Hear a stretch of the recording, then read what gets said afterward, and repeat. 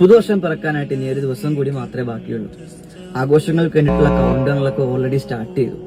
നമ്മുടെ ആയുസിന്റെ കണക്ക് പുസ്തകത്തിൽ ആ കൗണ്ട് ഡൗണും ഓൾറെഡി സ്റ്റാർട്ട് ചെയ്തിട്ടുണ്ട്. അതെപ്പോഴാണല്ലോ എൻഡ് ചെയ്യാം. ചിലപ്പോൾ കുറച്ച് സെക്കൻഡുകളോ മിനിറ്റുകളോ മണിക്കൂറുകളോ കുറച്ച് ദിവസങ്ങൾ കൂടി ചിലപ്പോൾ മാത്രമേ ബാക്കി ഉണ്ടാവുകയുള്ളൂ. അതോടുകൂടിയിട്ട് നമ്മുടെ ലൈഫിന്റെ ആ ഒരു കൗണ്ട് ഡൗണും എൻഡ് ചെയ്യും.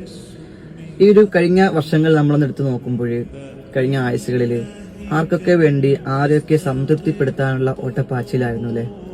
അതിൽ ചിലതൊക്കെ സക്സസ് ആയി, ചിലതൊക്കെ ഫെയിലിയർ ആയി, ചിലതൊക്കെ നമുക്ക് ഫേക്ക് ഹാപ്പിനെസ് ലഭിച്ചു, ചിലത് നമുക്ക് വേദനയേറുന്ന ആ ഒരു നിമിഷങ്ങൾ നൽകിയിട്ടുണ്ടാവും. നമ്മളെ സ്നേഹിക്കുന്ന, യഥാർത്ഥമായിട്ട് സ്നേഹിക്കുന്ന ഒരാളുണ്ട്. അയാളെ തിരിച്ച് സ്നേഹിക്കാൻ നേരത്ത് ആ ഒരു സ്നേഹത്തിന് യാഥാർത്ഥ്യം ഉണ്ടാവും. ആ സ്നേഹം സത്യസന്ധമായിരിക്കൂലേ. ഇതുപോലെ നമ്മെ സ്നേഹിക്കുന്ന ഒരാളുണ്ട്, നമ്മുടെ പടച്ചവൻ. നമുക്ക് വേണ്ടിയിട്ട് നമ്മളൊക്കെ എത്ര തെറ്റ് ചെയ്തു, എന്നാലും നമ്മെ പിടിച്ച് ശിക്ഷിക്കാത്ത, തൗബയുടെ വാതില് മലർക്കെ തുറന്നിട്ടുകൊണ്ട് യാ അബ്ദി എന്ന് വിളിക്കുന്ന ഒരു പടച്ചവൻ. ആ പടച്ചവന് വേണ്ടിയിട്ട് നമുക്ക് കുറച്ച് ജീവിച്ചൂടെ ഇനിയുള്ള ആയുസിൽ? നാളെ റബ്ബിന്റെ മുമ്പിലേക്ക് എത്താൻ നേരത്ത് ഒരു കർമ്മരേഖ നമ്മുടെ കയ്യിലേക്ക് തരും. നമ്മൾ ചെയ്തു കൂട്ടിയ എല്ലാ നന്മയും തിന്മയും അത് കയ്യിലേക്ക് തരാൻ നേരത്ത് അവിടെ നമ്മൾ നോക്കാൻ നേരത്ത് എല്ലാ ചെറുതും വലുതുമായിട്ടുള്ള കാര്യം ഉണ്ടാവും. ആ സമയത്ത് നമ്മൾ ഖേദിക്കും.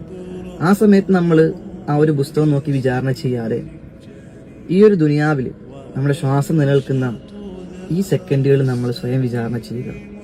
കഴിഞ്ഞ വർഷങ്ങളിൽ നമ്മൾ എത്രത്തോളം റബ്ബിലേക്ക് അടുത്തിട്ടുണ്ട്, നമ്മുടെ പാപങ്ങൾ എത്രത്തോളം റബ്ബ് പുറത്തിട്ടുണ്ട്, നമ്മുടെ നമസ്കാരം എത്രത്തോളം നമ്മൾ ഫിക്സ് ചെയ്തിട്ടുണ്ട്, ആത്മാർത്ഥമായിട്ട് റബ്ബിലേക്ക് നമ്മൾ മടങ്ങിയ, റബ്ബിലേക്ക് അടുത്ത ഒരു 5 സെക്കൻഡെങ്കിലും, ഒരു 10 സെക്കൻഡെങ്കിലും നമ്മുടെ ജീവിതത്തിൽ ഉണ്ടായിട്ടുണ്ടോ എന്നുള്ളൊരു ആത്മവിചാരണ നമ്മൾ നടത്തുക.